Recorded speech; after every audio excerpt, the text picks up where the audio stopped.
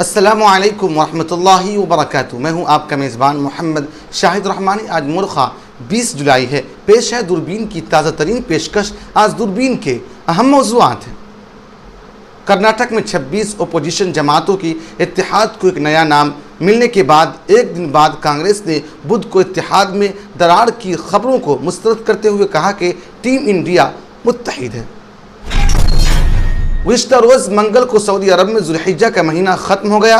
बरोज़ बुध मोरखा 19 जुलाई यकुम मुहर्रमुल हराम 1445 हिजरी को हमेशा की तरह ग़िलाफ़े काबा को तब्दील किया गया। पार्लिमान का मानसून इजलास आज से शुरू होने वाला है और इससे ठीक एक दिन पहले मरकज़ी हुकूमत ने कुल जमाती मीटिंग तलब की। इस मीटिंग में मानसून इजलास से मुताल्लिक कई इशूज़ पर तबादला ख्याल किया गया। सुप्रीम कोर्ट ने 19 जुलाई को 30 सितलवार को गुजरात फसादात से मुताल्लिक मामले में जमानत दे दी। सुप्रीम कोर्ट ने अपने फैसले में गुजरात हाई कोर्ट के फैसले पर तनकीद भी की, जिसने उनकी दरख्वास्त जमानत मुस्तरद कर दी थी। दूरबीन की तफसीलात में जानिए पूरा मामला। मुंबई से अमृतसर जाने वाली गोल्डन टेम्पल ट्रेन में कल उस वक्त अफरा तफरी का माहौल पैदा हो गया जब उसमें दहशतगर्दी होने की खबर फैल गई। पुलिस और इंतजामिया की टीम ने उज्जैन वाक़े बाबा महाकाल की सवारी पर थूकने और कुल्ला करने वाले मुलजिमीन के घरों पर बुलडोज़र चला दिया। क्या है पूरा मामला, आज की दूरबीन में ज़रूर देखिए। मरकज़ के ज़ेरे इंतज़ाम लद्दाख में बुध की सुबह सियाचिन ग्लेशियर वाक़े भारतीय फ़ौज के खेमों में आग लगाने से एक फ़ौजी अफसर हलाक जबकि दीगर कुछ ज़ख्मी हो गए हैं। कर्नाटक के स्पीकर यूटी कादिर ने ऐवान में स्पीकर की कुर्सी की बेइज्जती करने पर बीजेपी के 10 मेंबरान असेंबली को असेंबली से मुअत्तल करने का हुक्म दिया। भारतीय रियासत उत्तर प्रदेश की पुलिस की महकमा इंसदाद दहशतगर्दी स्क्वाड गुज़िश्ता चंद रोज से पाकिस्तानी शहरी सीमा हैदर और उनके नए भारतीय शौहर सचिन मीना से पूछताछ कर रही है। इस मामले में नई पेशरफ्त क्या है, तफसीलात में ज़रूर देखिए। अक़वाम मुत्तहिदा के सलामती कौंसिल ने मसनूई ज़हानत के ख़तरात पर मंगल के रोज़ अपना पहला इजलास मुनक़्क़िद किया, जिसकी सदारत रवां माह सदर बरतानिया ने की। आप हमें यूट्यूब पर देखने के अलावा हमारे तमाम सोशल मीडिया पेजेस पर भी फॉलो कर सकते हैं। आप फ़िक्र नज़र उर्दू का प्रोग्राम दूरबीन देख रहे हैं। कर्नाटक में 26 अपोजिशन जमातों के इत्तेहाद को एक नया नाम इंडिया मिलने के एक दिन बाद कांग्रेस ने बुध को इत्तेहाद में दरार की खबरों को मुस्तरद करते हुए कहा कि टीम इंडिया मुत्तहिद है।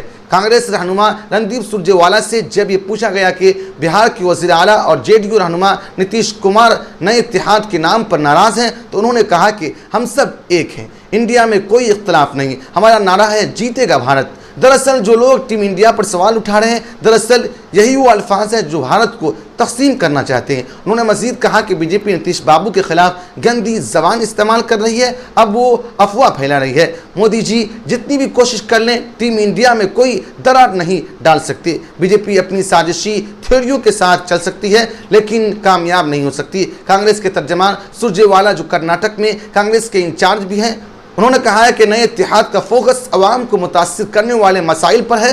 कांग्रेस के अहदेदार के मुताबिक 28 जुलाई को होने वाली एनडीए की मीटिंग ओपोजिशन के इकट्ठे होने का खौफनाक रद्द-ए-अमल था। सुरजेवाला ने कहा कि मैं पूछना चाहता हूं, पिछले 9 सालों में यह एनडीए कहां था? वो पहले ही कहते थे कि मैं अकेला सब पर भारी है। अचानक वो घबरा गए और एनडीए के बारे में बात करने लगे। अचानक उन्होंने 38 पार्टियों को तरतीब दिया, जिनमें से कई तो इलेक्शन कमीशन में रजिस्टर्ड में नहीं है। सिर्फ 12 पार्टियों के पास एमपी और सिर्फ 2 पार्टियों के पास 2 से ज़्यादा एमपी है।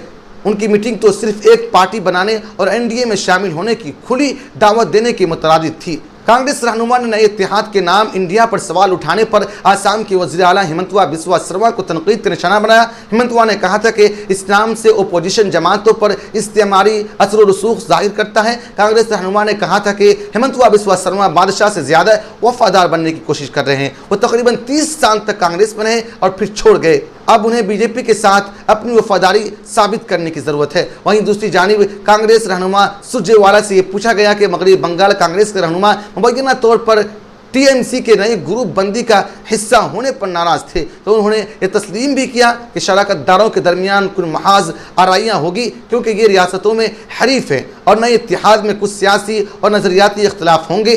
आपको उन इख्तलाफात को दूर रखना पड़ेगा। इत्तेहाद इख्तिदार के लिए नहीं है, हम मुल्क के लिए एक तामीरी एजेंडे को लेकर आए हैं। कांग्रेस रहनुमा ने बीएसपी रहनुमा उत्तर प्रदेश की साबिक वज़ीर आला मायावती पर जोर दिया कि वो अपनी पॉलिसियों का खुद मुआयना और नजरसानी करे। मायावती ने कहा था कि उनकी पार्टी आने वाले असेंबली इंतखाबात अकेले ही लड़ेगी और किसी पार्टी के साथ कोई समझौता नहीं करेगी। सुरजेवाला ने कहा है कि वो टीम इंडिया का हिस्सा नहीं है, लेकिन वो मुल्क की बहुत सीनियर रहनुमा है। मैं उनके कहने पर कोई रद्द-ए-अमल जाहिर नहीं करना चाहूँगा, लेकिन मैं उनसे उनकी पॉलिसियों पर नजरसानी करने की दरख्वास्त ज़रूर करूँगा।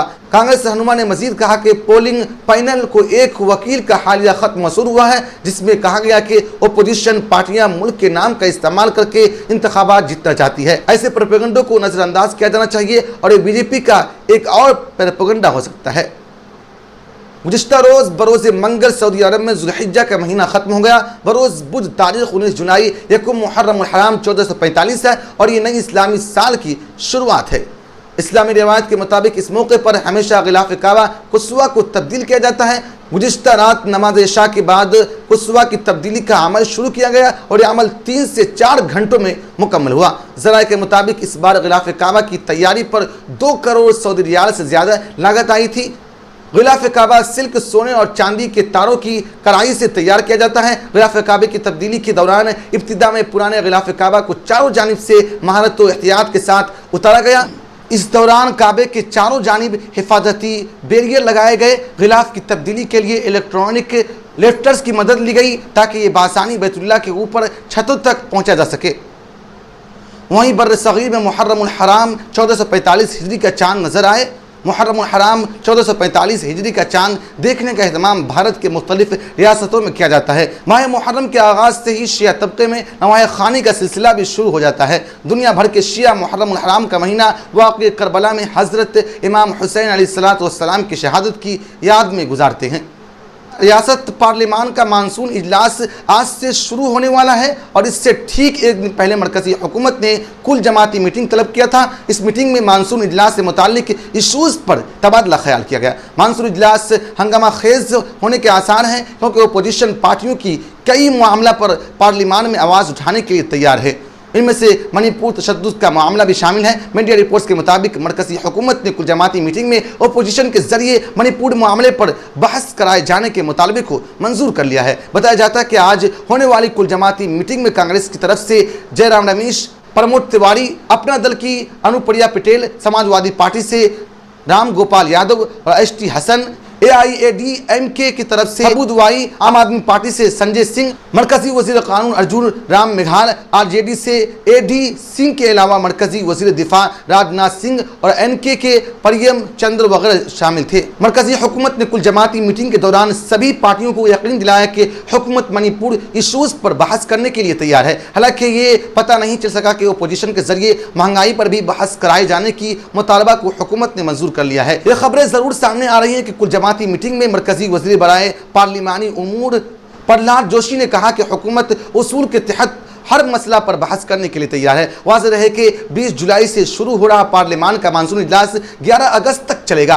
ये इजलास इसलिए भी अहम तस्वुर किया जा रहा है कि क्योंकि आइंदा साल लोकसभा इंतखाबात भी होना है। एक तरफ जहां पार्लिमान में हुक्मरान तबका अपनी कामयाबी शुमार कराने की कोशिश करेगा, तो वहीं दूसरी जानिब हिज़्ब इख्तिलाफ तबका हुकूमत की नाकामियां जाहिर करेगा। इस दरमियान कांग्रेस रहनुमा अधीर रंजन चौधरी ने वाज़ेह लफ्ज़ों में कह दिया है कि तालियां दोनों हाथ बजती है। अगर हुकूमत चाहती है कि पार्लिमान चले तो उसे अपोजिशन के इशूज़ को जगह देनी चाहिए। ज़राए के मुताबिक पार्लिमान के इजलास में जो बिल पेश किए जाएंगे उस फहरिस्त में सबसे पहला बिल दिल्ली को लेकर लाए गए ऑर्डिनेंस से जुड़ा हुआ है। मजमूई तौर पर मानसून इजलास 31 बिल पेश करने की तैयारी है। सुप्रीम कोर्ट ने 19 जुलाई को 30 सितवार को गुजरात फसादात से मुतालिक मामले में जमानत दे दी। सुप्रीम कोर्ट ने अपने फैसले में गुजरात हाई कोर्ट के फैसले पर तनकीद भी की, जिसमें उसकी दरख्वास्त जमानत मुस्तरद कर दी थी। ख्याल रहे कि 30 सितवार पर इल्ज़ाम है कि उन्होंने 2002 के गुजरात फसादात के सिलसिले में मुअय्यना तौर पर मनगढ़ंत सबूत पेश किए थे। गुजरात हाई कोर्ट ने इस महीने के शुरू में 30 की जमानत की दरख्वास्त को मुस्तरद करते हुए उन्होंने फौरी तौर पर खुद सुपुर्दगी करने का हुक्म दिया था। सुप्रीम कोर्ट की अबूरी जमानत ने उन्हें उस वक्त तक गिरफ्तार से महफूज रखा। 1 जुलाई को देर रात की नशिस्त में सुप्रीम कोर्ट ने सितलवार को अबूरी राहत दी थी। साथ ही जस्टिस BR गवाई ने पूछा कि अगर कुछ दिनों के लिए अबूरी तहफ़्फ़ुज़ दिया जाए तो क्या आसमान गिर जाएगा। बाद सुप्रीम कोर्ट ने 3 रुकनी बेंच उनकी अबूरी जमानत में 19 जुलाई तक तौसीक कर दी। ज़किया जाफरी केस में पिछले साल सुप्रीम कोर्ट के मुतनाज़ा फैसले के फौरन बाद गुजरात के इंसदाद दहशतगर्दी दस्ता ने सितलवार को मुंबई के उनके घर से गिरफ्तार कर लिया था। जाफरी और सितलवार की अपील उस खुसूसी तहक़ीक़ाती टीम की क्लोजर रिपोर्ट के गिर्द मस्कूरा थी जिसने 2002 के फसादात में जाफरी के शौहर एहसान के कत्ल की तहक़ीक़ की थी। सुप्रीम कोर्ट ने न सिर्फ अपील का तस्फिया कर दिया था बल्कि दावा किया था कि सितलवार उन लोगों में शामिल थी जिन्होंने पिछले 16 सालों में गलत मकसद के साथ आग में घी डालने का काम कर रहा था। उन्होंने मजीद कहा कि उन्हें कटरे में लाना चाहिए और कानून के मुताबिक कार्रवाई करनी चाहिए। मुंबई से अमृतसर जाने वाली गोल्डन टेम्पल ट्रेन में कल रात उस वक्त अफरा तफरी का माहौल पैदा हो गया जब उसमें दहशतगर्दी होने की खबर फैली। बुध के रोज ये ट्रेन मथुरा जंक्शन से प्लेटफॉर्म नंबर 3 पर पहुंची थी जब ट्रेन के अंदर दहशतगर्दी होने की इत्तला मिली। ये ट्रेन मुंबई से दिल्ली की तरफ जा रही थी, लेकिन दहशतगर्दी होने से मुतालिक खबर मिलते ही मथुरा में उसे रोककर तलाशी मुहिम शुरू कर दी गई। मीडिया रिपोर्ट्स के मुताबिक दहशतगर्दाना सरगर्मी की इत्तलात मिलने के बाद मथुरा के SP सिटी समेत कई थानों के फोर्स ने ट्रेन के अंदर तलाशी मुहिम शुरू कर दी। ट्रेन के तकरीबन 10 मिनट तक तलाशी ली गई लेकिन किसी भी दहशतगर्दी की मौजूदगी देखने को नहीं मिली। फौरी तौर पर ट्रेन की तलाशी के बाद ट्रेन को आगे रवाना कर दिया गया, लेकिन रेलवे की तरफ से जरूरी एहतियाती इक़दामात भी किए गए। मौसूला खबरों में बताया जा रहा है कि जब ट्रेन को मथुरा स्टेशन से रवाना किया गया तो ट्रेन पर RPF की टीम को भी सवार किया गया। चलती ट्रेन में ही चेकिंग का मामला जारी रहा और इस जांच में डॉग स्क्वाड के साथ साथ BDS की टीम भी मसरूफ है। उज्जैन में आज टंकी चौक पर सुबह से ही बहुत गहमागहमी देखने को मिली। पुलिस और इंतजामिया की टीम ने बाबा महाकाल की सवारी पर थूकने और कुल्ला करने वाले मुलजिमीन के घरों पर बुलडोजर चला दिया। इस कार्रवाई की तैयारी पहले से ही कर ली गई थी और कल सुबह जब ढोल के साथ मुनादी हुई तो बड़ी तादाद में लोग जमा हो गए। मीडिया रिपोर्ट्स के मुताबिक पोकलेन और JCB मशीन के साथ म्यूनसिपल कॉर्पोरेशन के अहलकार भी पहुंचे थे और जब मकान मुनहदिम करने की तैयारी हो रही थी उन मकानात में रहने वाले लोगों ने कुछ देर की मोहलत चाही ताकि सामान बाहर निकाले।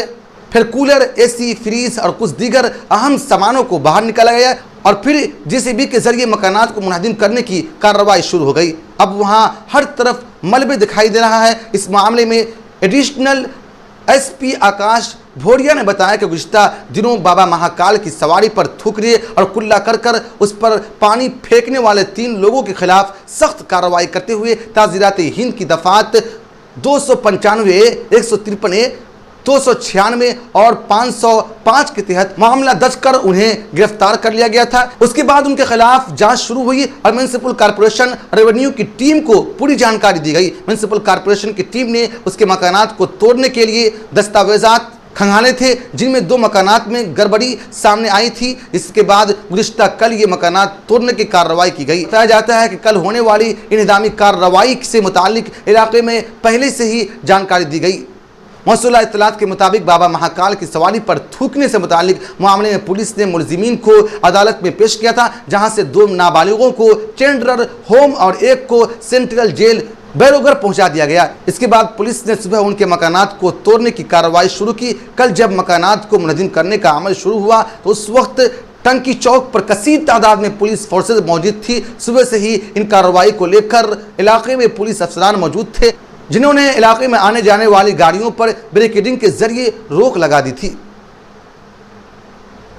मरकज के ज़ेरे इंतजाम लद्दाख में बुध की सुबह सियाचिन ग्लेशियर में खेमों में आग लगने से एक फौजी अफसर हलाक जबकि 6 दीगर फौजी अहलकार जख्मी हो गए। फौजी जराये के मुताबिक सियाचिन ग्लेशियर पर भारतीय फौज के कई खेमों में बुध की सुबह तकरीबन 3:30 बजे अचानक आग लगी। इस वाक़े में एक फौजी अफसर की हलाकत हो गई जबकि 6 फौजी जख्मी हो गए। उन्होंने कहा है कि जख्मी फौजी अहलकारों में से 3 को चंडीगढ़ इलाज के लिए रेफर कर दिया गया। उन्होंने मजीद कहा कि इब्तदाई रिपोर्ट से ऐसा मालूम होता है कि आग गोला बारूद के पनकर में शॉर्ट सर्किट की वजह से आग लग गई। वहीं भारतीय फौज ने अभी तक इस वाक़े के हवाले से कोई सरकारी बयान नहीं दिया है। दिलचस्प बात यह है कि सियाचिन ग्लेशियर दुनिया के सबसे बड़े ग्लेशियर में से एक है। इस ग्लेशियर की लंबाई 71 किलोमीटर है और मरकज के ज़ेर इंतजाम लद्दाख में भारत और पाकिस्तान की सरहद है। सख्त मौसम की वजह से फौज सिर्फ एक सिपाही को सियाचिन में 3 माह के लिए तैनात कर सकती है। वहीं एक दिफाई निगरान इदारे की रिपोर्ट के मुताबिक गुज़िश्ता 37 वर्षों में सख्त खित्तों, इंतहाई मौसम, दुश्मन के फायरिंग और दीगर अवामिल के नतीजे में सियाचिन में 800 से ज़्यादा फौजी हलाक हो चुके हैं। कर्नाटक के स्पीकर यूटी कादिर ने ऐवान में स्पीकर की कुर्सी की बेइज्जती करने पर बीजेपी के 10 मेंबरान असेंबली को असेंबली से मुअत्तल करने का हुक्म दिया, जिसमें अशोक नारायण, सुनील कुमार, यशपाल सूरना, आर अशोक, उमानाथ कोटयान वगैरह शामिल है। स्पीकर की कुर्सी पर बिल की कापी फाड़ कर फेंकने पर बीजेपी के 10 मेंबरान असेंबली इजलास के अख्ताम तक हिस्सा नहीं ले सके। खाने के वक्फे के बाद कार्रवाई शुरू होते ही बीजेपी अरकान असेंबली ने अपना एहतजाज जारी रखा। स्पीकर ने इस बात पर एतराज़ किया कि वो अहम इजलास के दौरान मुबैना तौर पर वक्त ज़ाय कर रहे हैं। स्पीकर ने कहा कि अपनी नशिस्त पर जाइए और रियासत आपके इस रवैये को बर्दाश्त नहीं करेगी क्योंकि आपने गैर अखलाकी सलूक किया।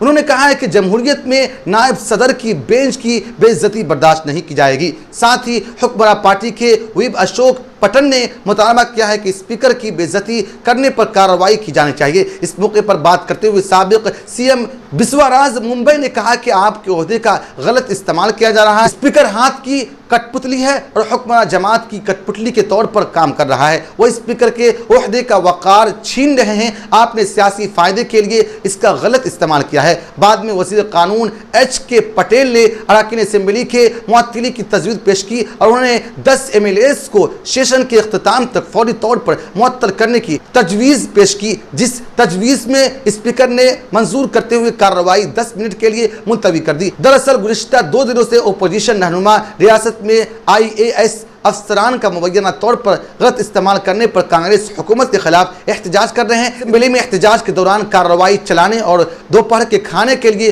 वक्फे न करने पर स्पीकर के फैसले से नाराज बीजेपी के अरकान कुछ देर के लिए हंगामा करने लगे और फिर अचानक चेयर और डिप्टी स्पीकर पर कागजात फेंकने लगे और कहा कि ऐवान इस तरह नहीं चलाया जाता है, जिसके बाद उनके अरकान असेंबली के खिलाफ कार्रवाई की गई। भारतीय रियासत उत्तर प्रदेश की पुलिस की महकमा इंसदादी दहशतगर्दी स्क्वाड गुज़िश्ता चंद रोज से पाकिस्तानी शहरी सीमा हैदर और उनके नए भारतीय शौहर सचिन मीना से पूछताछ की जा रही है। इस तफ्तीश में पुलिस के साथ मरकजी इंटेलिजेंस एजेंसियों के एहलकार भी शामिल हैं। सीमा हैदर और उनके भारतीय शौहर सचिन मीना के दरमियान मोहब्बत की कहानी का पहलू ही अभी तक सुर्खियों में था।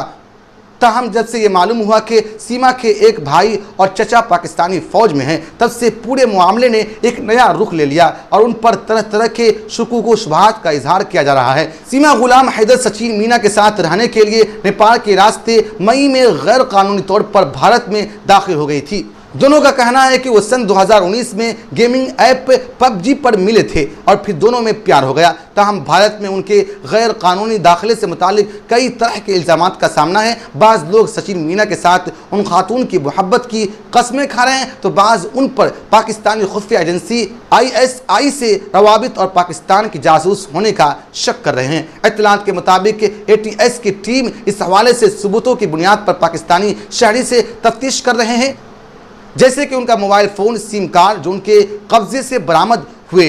जब से ये बात सामने आई कि सीमा हैदर के कुछ रिश्तेदार पाकिस्तानी फ़ौज में हैं, तब से भारतीय खुफिया एजेंसियां और इस मामले को सिक्योरिटी के जाविये से भी देख रहे हैं। उन्हीं पहलुओं के मद्देनज़र भारतीय हुक्काम पीर की रोज़ से ही उनसे मुसलसल पूछताछ कर रही है।